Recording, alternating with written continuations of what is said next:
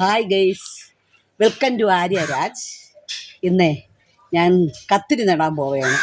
അത് കുറച്ച് പേര് എന്നോട് ആവശ്യപ്പെട്ടായിരുന്നു കത്തിരി നടുന്നത് എങ്ങനെയെന്നൊന്ന് വീഡിയോ ചെയ്ത് കാണിക്കണമെന്ന്. അതുകൊണ്ട് കത്തിരി നടുന്നത് കാണിച്ചതിന് ശേഷം കുറച്ച് പച്ചക്കറിയൊക്കെ അടർത്തിയെടുക്കണം. നട്ടാലോ? നടാം.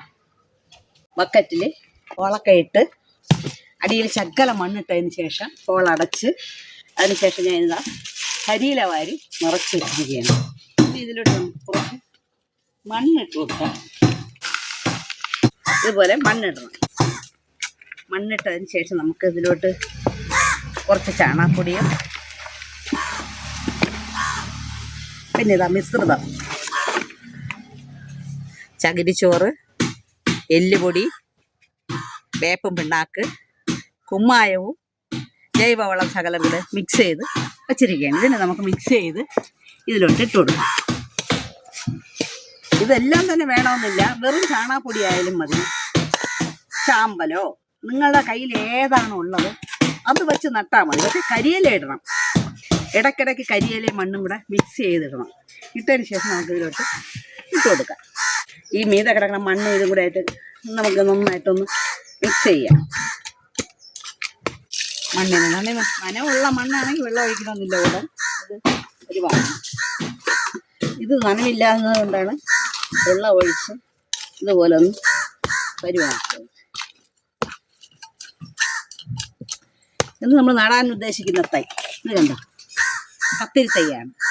ഇത് കുറേ തൈ ഞാൻ നട്ട് കഴിഞ്ഞു. ഇത് ഓരോന്നാക്കി ഇളക്കി നമുക്കിതിലോട്ട് നട്ട് കൊടുക്കാം.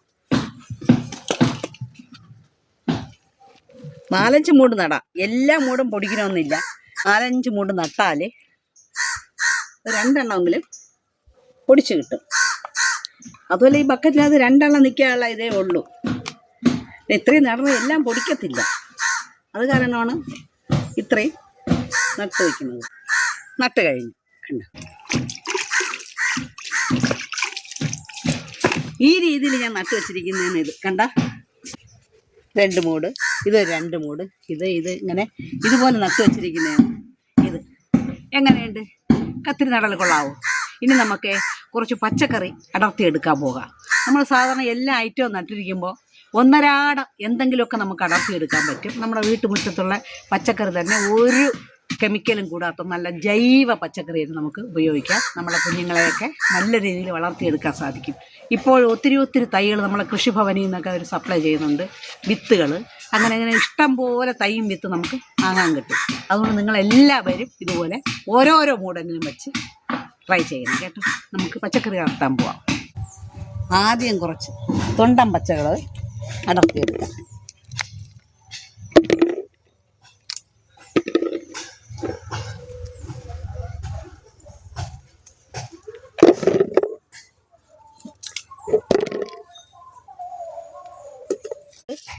ഓരോ മൂട്ടിലും നിൽക്കുകയാണ്.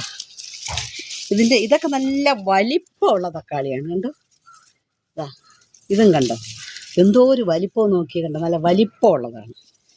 നമ്മൾ എത്രത്തോളം ഇതിനൊക്കെ വളം കൊടുക്കും അതനുസരിച്ച് ഇത് വലുതായി കിട്ടും. ഇതാ കണ്ടോ, നല്ല പഴുത്താണ് നിൽക്കുന്നത്, നിറയെ പഴുത്ത്.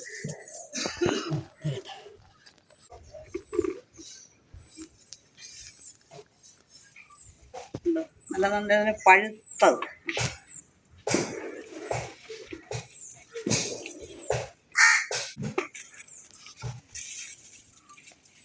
ഇത് കണ്ടോ, ഇത് വേറെ ഒന്ന് നിറയെ ഇതിനകത്തോട്ടൊക്കെ നിറയെ പഴുത്ത് നിൽക്കുന്നുണ്ടോ.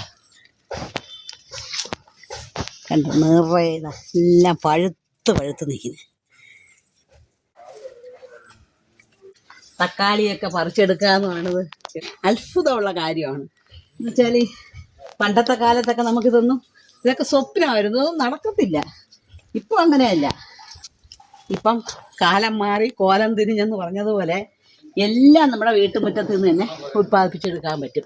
പണ്ടൊക്കെ ഇതൊക്കെ തണുപ്പ് സംസ്ഥാനങ്ങളിൽ മാത്രമേ കിട്ടത്തുള്ളൂ. ഇപ്പം അങ്ങനെയൊന്നുമല്ല. നമ്മുടെ കേരളത്തിൽ തന്നെ എല്ലാം ഉൽപ്പാദിപ്പിച്ചെടുക്കുന്നുണ്ട്. ഇനിയതാ പഴുത്ത് നിൽക്കുകയാണ്. ഒരു പാത്രം പറിച്ച് അല്ല, ഒരു പാത്രം പറിച്ച് കഴിഞ്ഞ ദിവസം എൻ്റെ അനിയത്തിയും കൊച്ചുമോനും ഇവിടെ വന്നിരുന്നു. ഈ തക്കാളി ഇങ്ങനെ കാച്ചു നിൽക്കുന്ന കണ്ടപ്പോൾ കൊച്ചുമോൻ്റെ സന്തോഷം കാണണമായിരുന്നു. അവൻ ഓടി നിന്ന് പറിക്കുകയായിരുന്നു. ചെടിയിൽ തക്കാളി നിൽക്കുന്ന നേരിട്ട് ആദ്യമായിട്ടാണ് കൊച്ചുമോൻ കാണുന്നത്. അതാണ് അവന് ഇത്ര സന്തോഷം.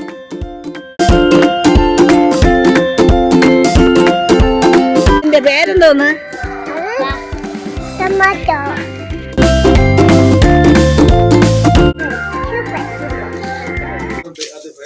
നല്ല നല്ല ഇനം വെണ്ടയ്ക്ക ആയതുകൊണ്ട്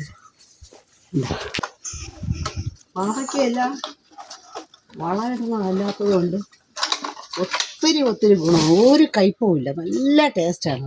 പാവയ്ക്കാൻ നമുക്ക് തോന്നത്തേ ഇല്ല, അത്രയ്ക്ക് നല്ല രുചിയാണ്. ഇത് എടുക്കാൻ തന്നെ ഇത്തിരി പാടാണ്, കണ്ട് അത്രയ്ക്ക് വലുതാണ്, വളഞ്ഞിരിക്കുകയാണ്. അപ്പോൾ വിത്തുകൾ നമുക്ക് ആവശ്യമുള്ളവർക്ക് ഓൺലൈൻ വഴി നമുക്ക് വിത്ത് വരുത്താവുന്നതേ ഉള്ളൂ. കണ്ടോ, നല്ല വലിയ പാവയ്ക്ക. ഇതൊക്കെ പഴുത്ത് നിൽക്കുകയാണ്,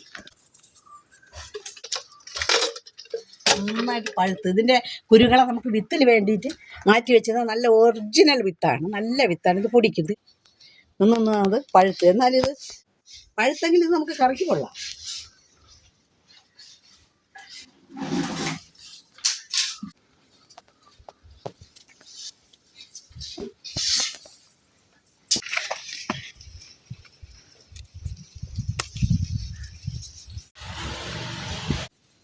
ഇത് കണ്ടോ പച്ചമുളക്, കണ്ട ഇതിൽ നിന്ന് പച്ചമുളക് കൂടെ അടർത്തിയെടുക്കാം.